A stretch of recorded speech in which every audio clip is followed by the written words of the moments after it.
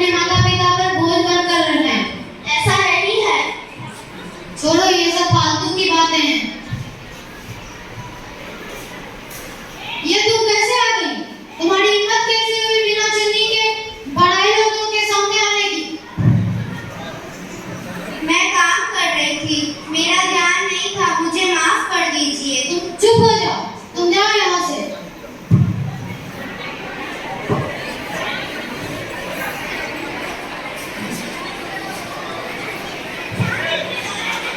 अच्छा तो हम चलते हैं। ठीक है, ठीक है। रुको, तुम कहाँ जा रही हो?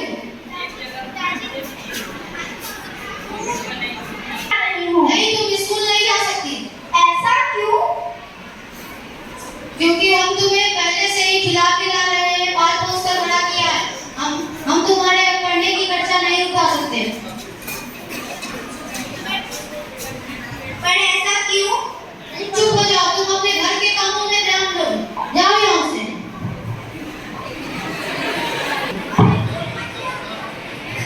बेटा मत रो, हम तुम्हें पढ़ा लिखा कर बड़ा आदमी बनाएंगे। हाँ बेटा, वो तुम्हारा बाप तो बेवकूफ है, उसको कुछ नहीं पता है। तुम रो मत, मैं तुम्हारी पढ़ाई का खर्चा उठाऊंगी। तुम्हारी सारी ख्वाहिशें मैं पूरी करूंगी। तुम्हारे शौक को पूरा करना हमारी जिम्मेदारी है। क्या सच में माँ? हाँ बेटा। बेटा, अब तुम्हारे पिताजी ऑफिस चले गए हैं, अब तुम स्कूल जा सकती हो। और ध्यान रहे, अपने भाई की नजरों में मत आना, और भाई के घर आने से पहले ही घर आ जाना। ठीक है माँ, मैं आपकी बातों का ध्यान रखूंगी। मैं टीचर से बात करूंगी, जाओ। मगर माँ, तुम पैसों का क्या करोगी? बेटा, मेरी दवाइयों का भी तो खर्चा है, प्लीज दे दो। वो ठीक है।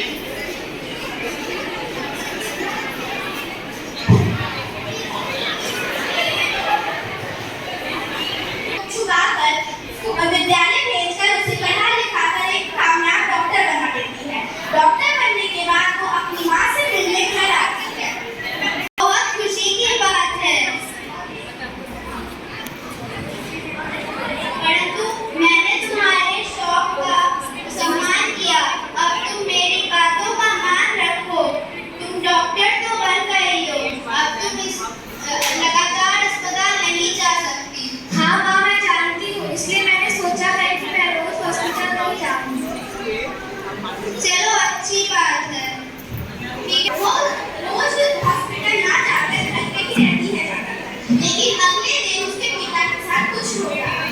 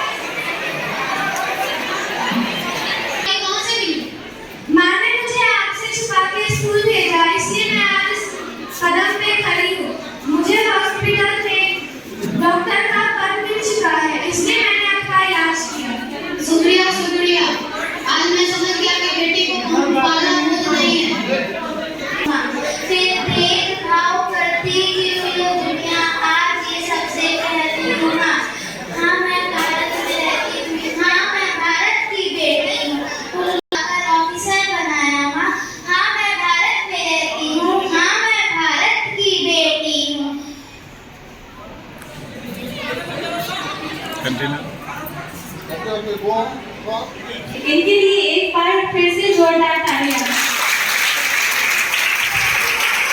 अब मैं छोटा चरण में प्रथम समूह को उनकी अगली प्रस्तुति के लिए मंच पर बुलाना चाहूंगी। सत्तानियों की गणराज्य के साथ उनका मंच पर स्वागत।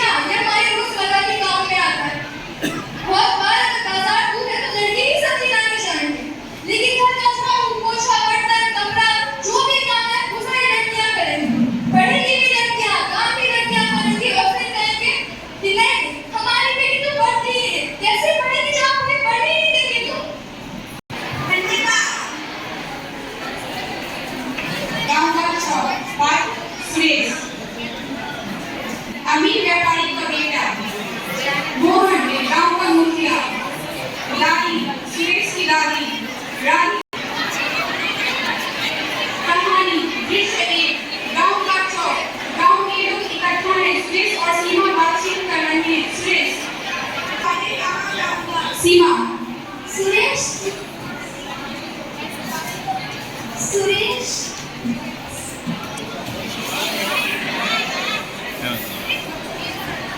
सुरेश हम सब एकजुट होकर मिलकर काम करेंगे तो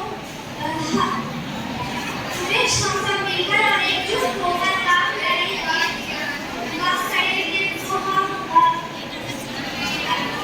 अच्छा से कि गांव में बहुत समस्याएं हैं।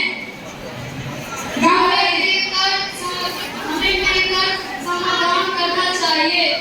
गांव में तुम अमीर हो, तुम क्या जानोगे हमारे संघर्ष के बारे में?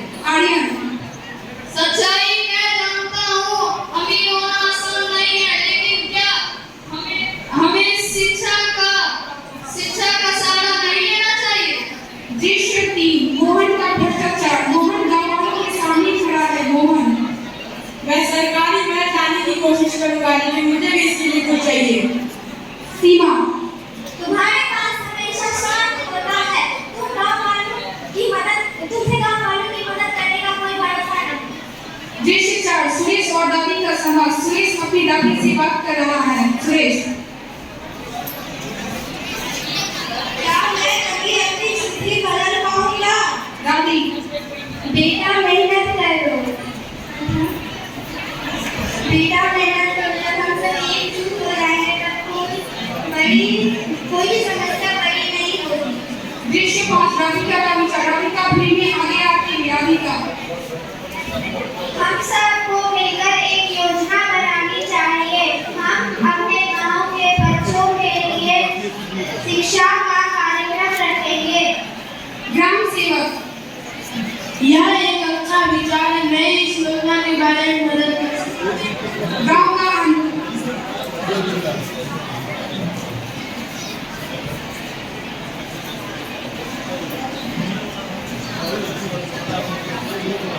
गांव वाले एकजुट होकर मोहन के खिलाफ खड़े होते हैं। गांव वाला तो हमें आवाज उठानी चाहिए। मोहन हमें कभी भी सही मदद नहीं देगा। आर्यन, मैं आपकी मदद करने के लिए तैयार हूँ। हमें सब आकर गांव का बदलाव करना चाहिए। दृश्य 7, एकता की छवि। सभी पात्र चौक पर एकजुट होते हैं। सीमा, हमें मिलजुल कर और एकजुट होकर अपने काम करना होगा, ताकि हम अपनी समस्याओं का समाधान निकाल सकते हैं। सुरेश, हाँ, आज से हम मिलकर अपने गांव के लिए काम करेंगे। दृश्य 8, गांव में बदलाव। गांव वाले अपनी योजना पर चर्चा कर रहे हैं। आर्यन, हमें सभी के लिए एक विद्यालय खोलना चाहिए। इससे सभी राधिका, हाँ, और हम सब मिलकर किताबें और अन्य सामग्री भी जुटा सकते हैं। दृश्य 9, मोहन की चुनौती। मोहन घुसपैठ करते हुए आता है। मोहन, तुम लोग ये सब कैसे कर सकते हो? मैं ही तो तुम्हारे भविष्य का निर्माता हूँ। गांव वाले, हम अपनी आवाज उठाएंगे। आवाज करेंगे। समापन। सभी पात्र मंच पर एकजुट होते हैं। आर्यन, एकता में ही शक्ति है। हम अपने गांव वाले को बदलाव कर सकते हैं। सीमा, अब हम अपनी जिंदगी की नई शुरुआत करेंगे और अपने सपनों के साथ चलेंगे। Thank you everyone. Thank you. Good afternoon to you all. Actually, I was watching. I'm not happy, but I am happy to some extent. You see, earlier, all of you were shouting. Students, whenever you are in the ground, whenever you are in the theater, you should shout there, then enjoy there. But it is the school.